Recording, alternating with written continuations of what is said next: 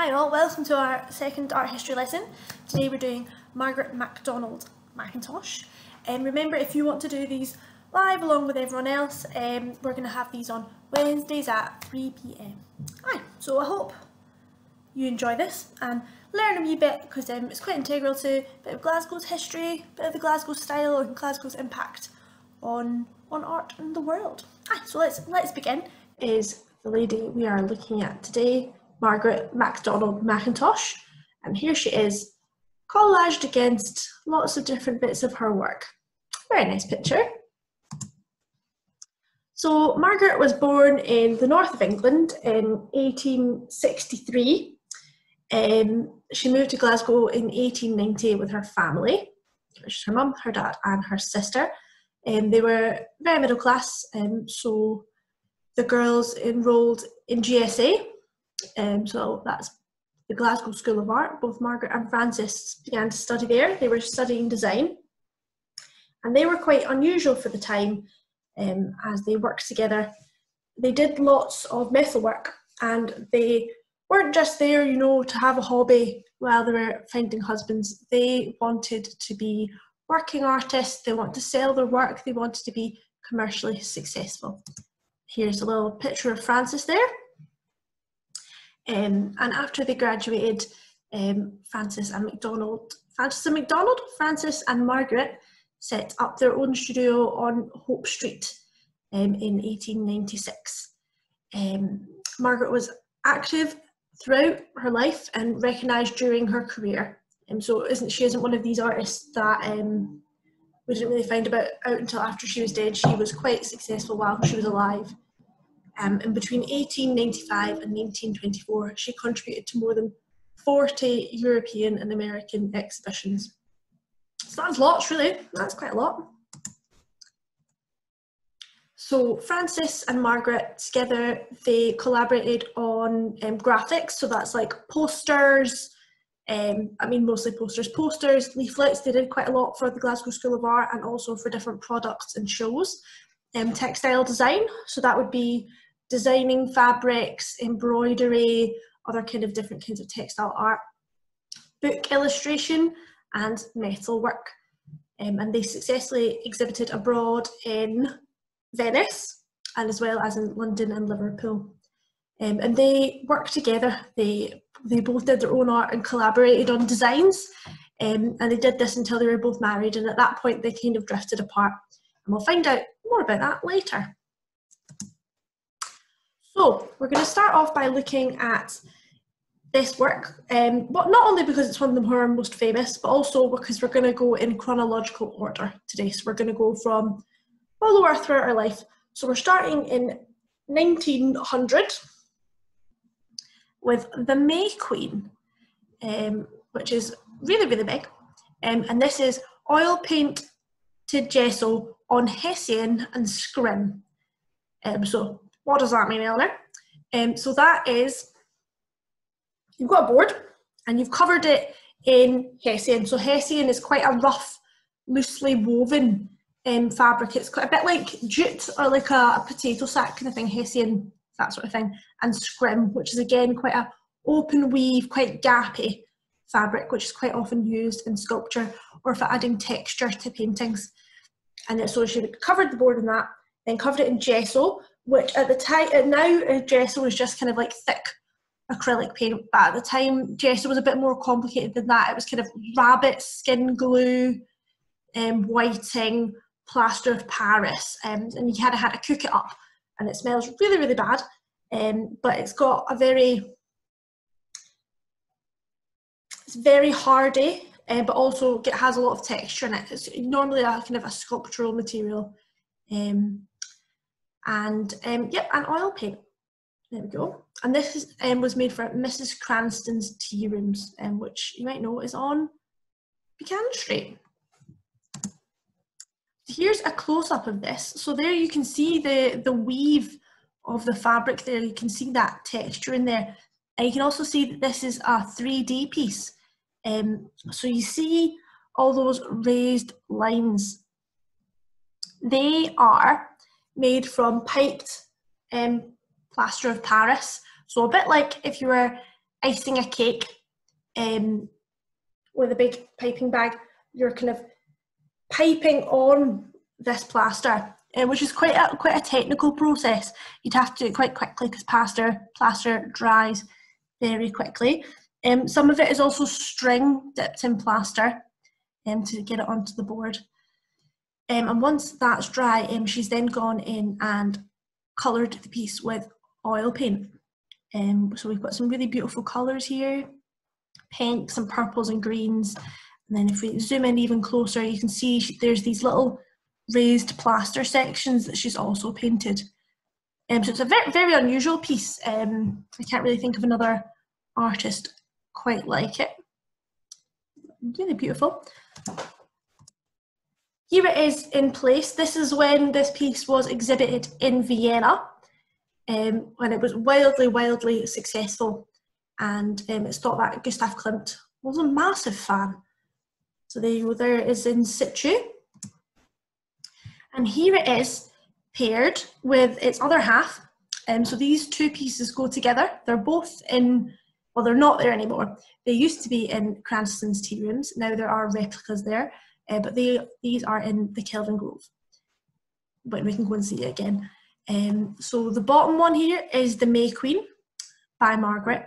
And then the top one is called the Wassail, which is kind of an autumn ritual to do with getting a good harvest in an orchard and scaring away bad spirits. And that one is its pair, and that is made by one Charles Rennie Mackintosh, who is elephant in this presentation. So we're gonna get on to the relationship between Charles and Margaret now. So we're gonna begin back with when they met. So they met at GSA in 1892, and they were introduced by the head of the Glasgow School of Art at the time, Fran Newbury, who got together Margaret Macdonald, Frances Macdonald, Charles Rennie Mackintosh, and Herbert McNair, because they all had very similar styles, and hit it right off, and they formed a collective. So they kind of referred to themselves as the Four. Other people who didn't like them so much called them the Spookies, because their work was a bit creepy, and other people, they were part of a kind of a wider group known as the Immortals, because their work was kind of historical, you know. So here's a lot of them all hanging out. So we've got Margaret is second from the left. Frances is the one in the middle with her arms up, being a bit spooky. And we've got Herbert on the right, far right, and Charles lying down the front with his big bow tie on. And at the time, they were considered highly original and very eccentric. So you can see here's another picture of them all hanging out. You know, they're very, young, carefree art students living that bohemian life. They dressed quite exceptionally for the time and were generally thought of as quite avant-garde. Because you've got to remember, this was still during the reign of the lovely Queen Victoria, when everyone was still very buttoned up. So although kind of we might look back and still think they look quite proper at the time, it was a bit like, whoa, look at them. And they, so Margaret and Charles coupled up and married in 1900, and Herbert and Frances coupled up and married around that same time. But from 1892 till around 1900, they worked as a four. They worked on pieces together. They were highly collaborative and learned a lot from each other and influenced each other a lot. So it's quite hard to separate their work really, because especially when they were working, all their names are on the one piece. You don't know who did what because they were all very similar. And here's a picture of them hanging out, taking artsy photos, gadding about like young people do. Yeah. So here we've got Margaret and Charles together. So Margaret and Charles often collaborated on work. The lines between the designer and the architect blurred. Much of Margaret's work decorated Charles's architecture, interior and furniture designs, so it's hard to know where the influence of one ends and the other begins. Much of what we think of as classic Mackintosh with the roses is heavily inspired by Margaret's work. And during the era, he was given more acclaim, partly because he was a man and partly because he was also making very large buildings. And it's a lot easier to look at a large building and be like, whoa. But Margaret still exhibited internationally by herself with her different paintings and craft works. There we go. So I thought that picture was quite good because, you know, he's in the foreground, she's in the background. But you can really see from her dress, she's quite a strong personality there, quite very fanciful, really committing to quite a bohemian life there.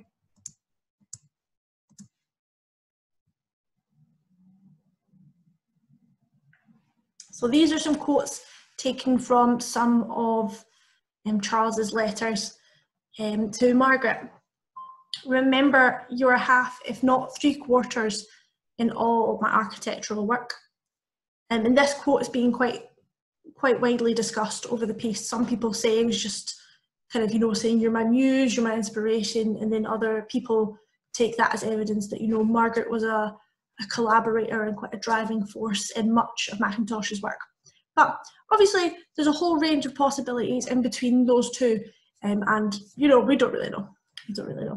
And he's also said to have said that Margaret has genius, I have only talent. Quite humble there. Here we go. So this is a beautiful work called The Red Rose and the White from 1902. So that's 2 years after her marriage to Charles. And this is painted gesso over Hessian again. So we've got that loose weave fabric in the background that's set down, so it's a textured background with glass beads. So now instead of kind of the little plaster forms, she's got glass beads in there, so you can see a little bit of mother of pearl. It's the final effect is much more luxurious, very jewel-like, you know. And this is really big. It's 97.8 centimeters by 100.3 centimeters, and in 2008 it was auctioned for £1.7 million. So that's loads of money, and that's one of the highest prices for a female artist. And here's a wee close-up, so you can see again some of those raised sections, the sections coloured with oil paint, and some of those beautiful beads. So this is another technique. Some people call this gesso, but obviously the word gesso is used for loads of stuff now. But again, it's this piping work with the plaster. Here is another piece that is very famous, and is also, you can see it in the Kelvin Grove. This was made for the Willow Tea Rooms, where I used to work. I wasn't allowed in the room where this was at the time. So it's not, it was made for the Willow Tea Rooms, but it's not there anymore. Again, they've got a replica, and the original is in the Kelvin Grove. It's oil painted gesso and pencil on board with glass and enamelled glass. So you've got some kind of bit more fancy bits in there. We're levelling up, the materials are getting nicer. Here's a close-up, so you can kind of see a lot more of the kind of the enamel sections in there, looking like little kind of pearly bits. And the lines look a lot thicker and a bit freer here. I think it's a lot more going on. It's not quite as swooping. It's a bit more dense. I think actually this close-up looks a bit like she's in the Matrix, but that's just me. And then we're going to move on to the Vienna friezes. These pieces were particularly admired by Gustav Klimt and went down an absolute storm in Vienna. They were said to have been kind of greeted and driven around in a car that had rose petals thrown in front of it, because they absolutely loved her work and thought she was amazing. So we've got two here, the Opera of the Winds and the Opera of the Seas. I'm not actually sure which is which. I think maybe the Seas is on the right and the Wind is on the left. But you can see it's getting a bit more abstract. So you've kind of got these floating heads, you've still got the sweeping lines, but it's a bit less figurative. The faces are almost becoming part of the pattern. They're abstracted from bodies. Then here we go, we've got the 7 princesses which is the third frieze. And it's absolutely huge. You've got 3 panels here, and you've got this woman in the centre, flanked by 6 people on the side, with 1 lady lying down, and then you've got another 6 on either side. Oh no, sorry, 5 on either side. So lots of women. I'm not sure which ones are the princesses. Here's a close-up again, so you can see it's kind of, although the whole piece looks less colourful, she's kind of gotten a lot more muted. You still got these little bits of jewels that are kind of picked out there, and beautiful colours. The purple in particular is absolutely gorgeous. There we go, and there's a close-up. I think these might be handmaidens on the side. Yeah, so we're not seeing as much of the kind of the Hessian there, and this looks to be a lot more made of plaster that's then been painted. Then we've got the Sleeping Princess from 1908. This is another gesso and painted panel. You'll find that a lot of her most important works, or her most work, words, come on. You'll find that her most famous works tend to be these gesso panels. And I actually can't think of another artist that works in gesso panels, so maybe that's why. And this piece was made to be put in the fireplace in the drawing room of Hill House, which is the Mackintosh house in Helensburgh. And this is depicting the figure of the sleeping princess. So here she is, she's lying down, she's having a chill, she's kind of surrounded by rose bushes, she's kind of in a little protected little glade of nature, looks very serene, and the colours are really beautiful. She looks very relaxed. I really like the kind of the grey of the outside, and then all surrounding the princess there's all these beautiful greens and blues. I think that's really gorgeous. So this is Hill House, just in case you haven't seen it. It was restored recently, I think, because it was getting very damp. Yeah. And then here is the drawing room where the sleeping princess is. So kind of when you look at this and think of this as maybe done kind of in the early 1900s, you can just see how kind of forward thinking this was for the time, and how kind of revolutionary Mackintosh designs were. And then here we go. Here's a picture of the princess above her fireplace. And I think that fireplace just looks so modern. You know, it looks like it was made in the 90s. Yeah. So that's that. Here's switching up medium. We've got watercolour and ink over pencil on vellum laid on board.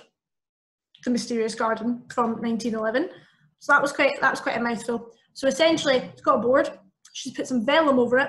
So vellum is like parchment, but it's made from very fine animal skin. So it's like a super fine parchment that's really been scraped down and very thin, and the light shows through it beautifully. And she's done pencil and watercolour on this very nice fancy paper, essentially. I can just see this is beautiful and soft, and still got that level of intense detail, probably more possible with that pencil there, because you're not trying to pipe on plaster. And then you've got the beautiful women in the middle. She's having a wee swoon, she's having a wee sleep, and you've also got these abstracted faces, patterns, and some birds in the background there. See if you can spot the birds. Beautiful, very restful piece. It does look very mysterious. Then we've got another one from 1912, another watercolour and pencil on vellum, and these are the 3 perfumes. And I love how soft these works are. I think that you've still got kind of all this beautiful pattern, and you can see how this could be made into one of her gesso panels, but it's got a real softness, which I feel the gesso lacks. And I love this particularly on the dresses, the kind of the negative space of the pattern. So the pattern is the same colour as the background. And I think this is a really beautiful piece. I think I would love to have seen this as a gesso panel. So in her later life, due to ill health, Margaret stopped working around 1921. At this time, the couple were under strain as their careers were kind of in decline after the First World War. People just didn't have as much money to spend on art, really. And during just after the First World War, Mackintosh was arrested briefly, and suspected of being a German spy in France. And he was briefly arrested in 1915, which is quite stressful, you know. And unfortunately, she died in 1933, 5 years after Charles. And this is one of her later works. It's possibly one of the last ones, and it's called Lamour Bathroom, which is a perfumed death in French. Yeah, so you've got this dying queen here, and these people bowing over and covering her in roses. So this it's looking a little bit more Art Deco now, isn't it? If we're thinking 1920s, we're kind of moving from that Art Nouveau sensibility, and I do think this looks more Art Deco. But you can still see there's the similar themes there. We've still got the roses, we've still got the kind of the sleeping figures surrounded by other figures bowing over them. Yeah, although it's a lot darker and it's a little bit more angled. It's not quite, although there's flowing elements, it's a bit more angular. That's the only word I can think of for that. And then here are some of her textile designs, because let's remember she was skilled in many, many disciplines. We focused kind of on the gesso and the watercolours, but she did work across a variety of mediums. So here are some of her. On the left, we've got some of the embroidery that she did. So these are embroidered kind of applique panels. And then on the right, we've got a watercolour that was an idea for a textile design. And then here we go. Here are the those textile pieces in place. They're on either side of this lovely bed, which is also in Hill House in Helensburgh. They just look really nice. I think the brown circles look like they're kind of little smiley faces. And once you've kind of seen that, you can't really unsee it. But yeah, very nice. And then this is some of her metal work.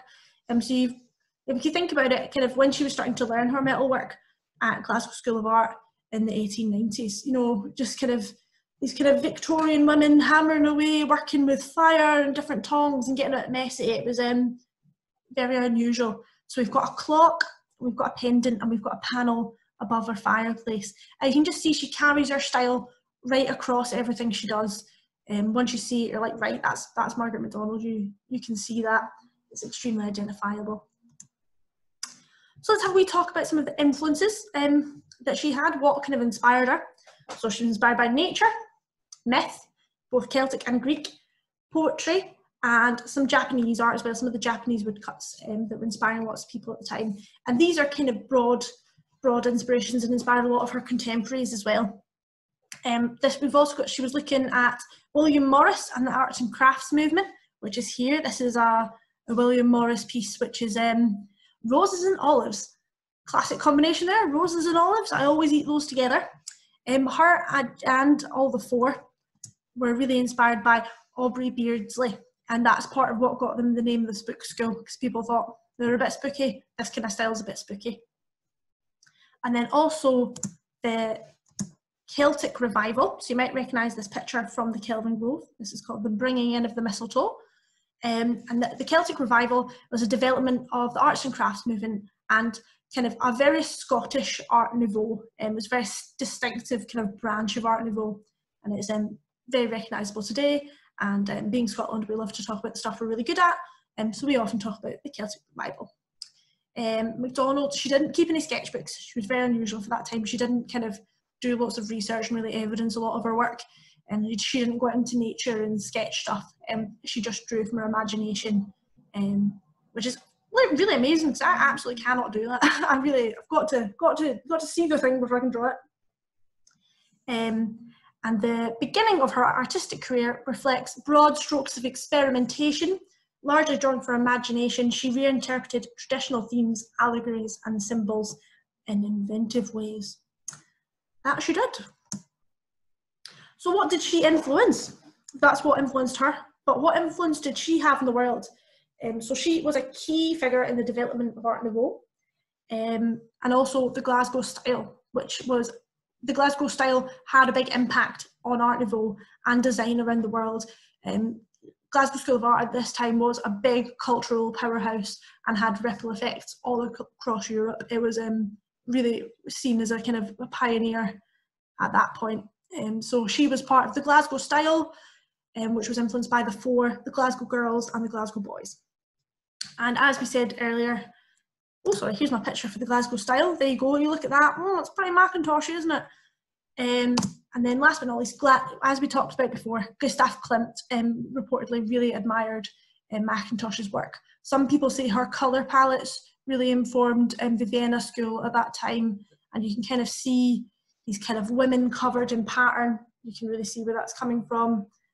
Yeah, and Vienna absolutely loved both the Mackintoshes, and they were welcomed with open arms, and they were given lots of commissions in the city. And so a lot of the people coming out of kind of the heart of Art Nouveau from Vienna were very well versed in the Mackintosh's work. So it's important to remember that. There we go, and this is another Gustav Klimt scene, and you can just see here these kind of the tall, elongated women, the women kind of bending over, all these lines, swirling, all the pattern. You can really see that influence there. Yeah. So let's have a wee chat about kind of the environment that made, not that they didn't make her, but you know, it had a big influence on her.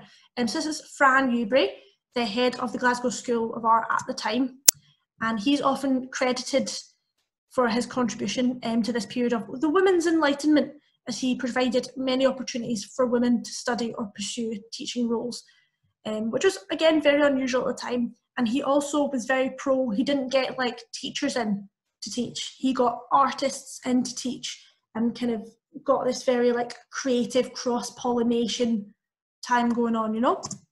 And then this is his wife, Jessie Newbery, who founded the Department of Embroidery and Textiles, which is really important, because before that was kind of seen as, you know, oh, it's a women's thing, it's just a craft, anyone can do it. And by her kind of creating this department and really pushing the medium, it really pushed it into the realm of a fine art, and then it was kind of more recognised to have more value, which it probably already had, but you know, she really forced that forward to happen, and people were like, wow, this is really hard, and you can do really good things with it, you know. So both the Glasgow girls and Glasgow boys produced artworks that combined Celtic and Japanese influences, which kind of birthed a lot of the Glasgow style, and it became desirable across Europe, as we talked about. So here are some paintings of some of the female students at Glasgow School of Art at the time. Yep, so here they are, these buttoned up Victorian ladies. They're hanging out, they're getting messy, they're all having a laugh. Good fun, you know, they're learning a craft and kind of getting a bit of independence and curiosity. So now we're going to have a look at some of the work of the Glasgow girls.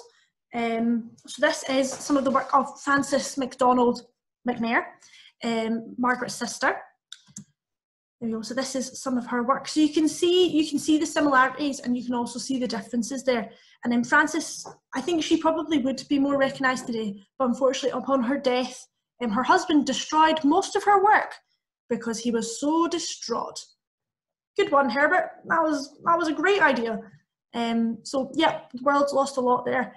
She wasn't as commercially successful at the time because her style, although it was similar, it was a bit more out there.